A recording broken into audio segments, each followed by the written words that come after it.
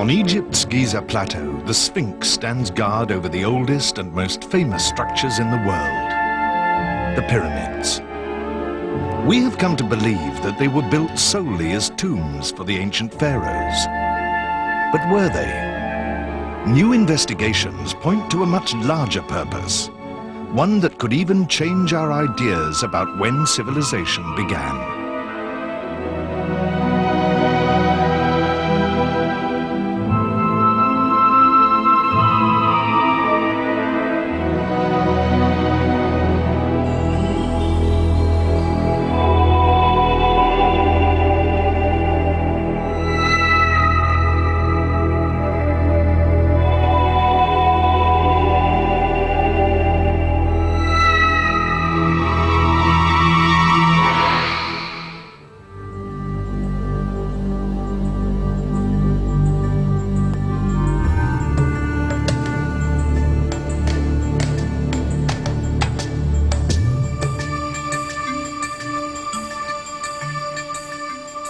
The pyramids were built during Egypt's 4th dynasty, about 4,500 years ago. They're one of the 7 wonders of the world, monuments whose mysteries have provoked centuries of debate. Egyptologists insist they were built for the same purpose as other pyramids along the Nile Valley, tombs for dead pharaohs.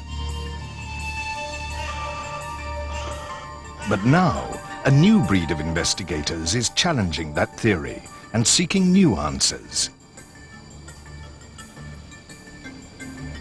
Robert Bovell, a construction engineer, and writer Graham Hancock.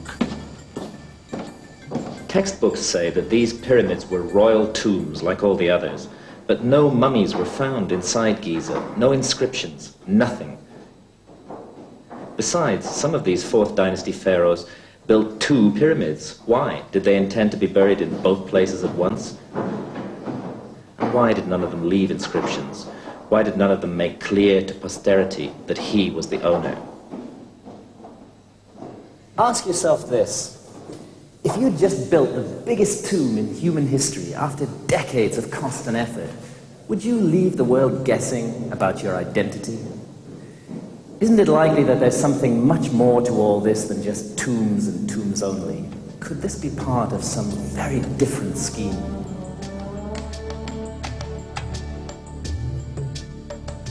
Egyptologists believe that Egyptian civilization began in 3000 BC, about 500 years before the pyramids were built. Before that, they claim, the land was populated by Stone Age wanderers. Robert Bovell is skeptical. According to the textbooks, Egypt only just emerged from the Stone Age. And suddenly, just like that, we're able to produce these enormous and perfect structures. And all this for what? To cover the body of a dead king.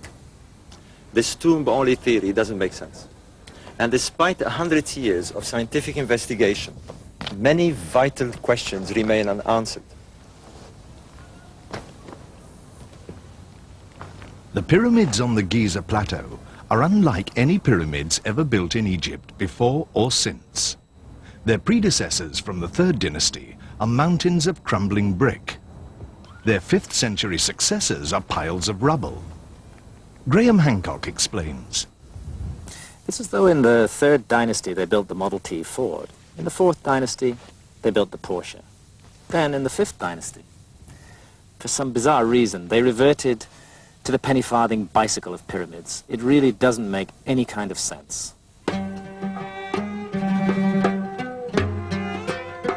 Not everyone is as excited as Hancock and Bovell are by the pyramids. They do not raise such curiosity in Egyptologists who believe that speculation, especially about the Great Pyramid, has gone too far.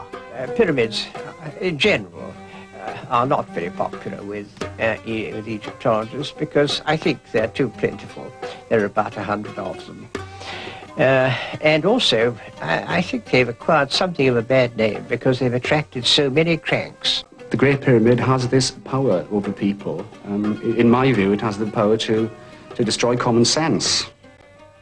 But if the pyramids were merely built as tombs, why were the Egyptians so obsessed by the pyramids' exact dimensions and their orientation on the Earth? They lie almost exactly along the 30th parallel. The relationship of the Great Pyramid's circumference to its height is the same as that of the Earth's circumference to its radius from the pole. Egyptologists do not dispute this. They just deny that it was done on purpose. Is this a simple coincidence? Or is it possible that these people knew the exact shape and dimensions of the Earth? Miraculously, too, these gigantic structures are impeccably aligned to the cardinal directions. Perfectly east-west and perfectly north-south. The precision of these alignments is uncanny and hasn't been achieved in any modern structure. How is it possible that such precision could have been achieved almost 5,000 years ago? 500 years ago, our own civilization wasn't even sure that the Earth is a sphere. And it wasn't until 300 years ago that we knew for certain the exact dimensions of the Earth. But these people knew, because the Great Pyramid turns out to be a mathematical model of the Northern Hemisphere on a scale of 1 to 43,200. The Great Pyramid also incorporates the value of pi in its construction, which was originally thought to have been discovered by the Greeks. And even the slope of the pyramid's walls appears to be precise and deliberate. It's clear that what we have here is an advanced system of mathematics and technology at a time when this isn't supposed to have existed. And to achieve these results, the ancient builders had to use a slope of 52 degrees. Any other slope just wouldn't work. Can all these things be coincidence?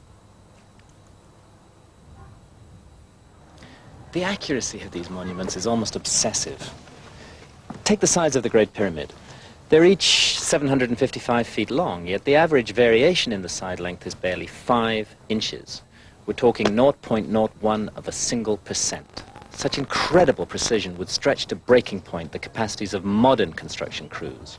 So it's hard to imagine how it was done by primitives only just emerging from the Stone Age. The size of the building blocks used in the pyramid's construction also raises some questions. Some of these blocks, high up in the body of the Great Pyramid, each weigh as much as 100 family-sized cars. Egyptologists remain strangely unpuzzled by this, but frankly, we're very puzzled indeed. I'm an engineer, and I can tell you that to raise blocks of this size to such heights requires a special crane. Now, for a people who did not have that sort of machines, not even the simplest pulley or the wheel, and using simple copper tools, how could they do this?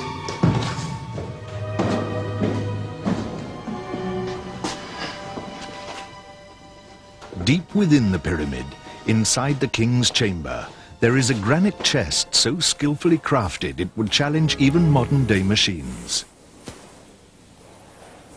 Chris Dunn is a drilling expert. This is an incredible piece of work and a mystery. How did they do it? The typical way of doing it primitively would be with a bow saw, a bow drill, and they would advance the tool into the piece using sand or a diamond. And to me, that would just take too long, too many years to do this. Well, let me ask you this then. How do you think they did it? I think that they had to have used some power tool. Today, if we were to drill this, we would advance the drill into the granite at a rate of 2/10,000ths of an inch per revolution of the drill. Do you think their drills could possibly be turning as fast as that? No, they were advancing a lot faster than that. Faster? Faster. The drills were advancing into the granite at a rate of 100,000ths of a revolution.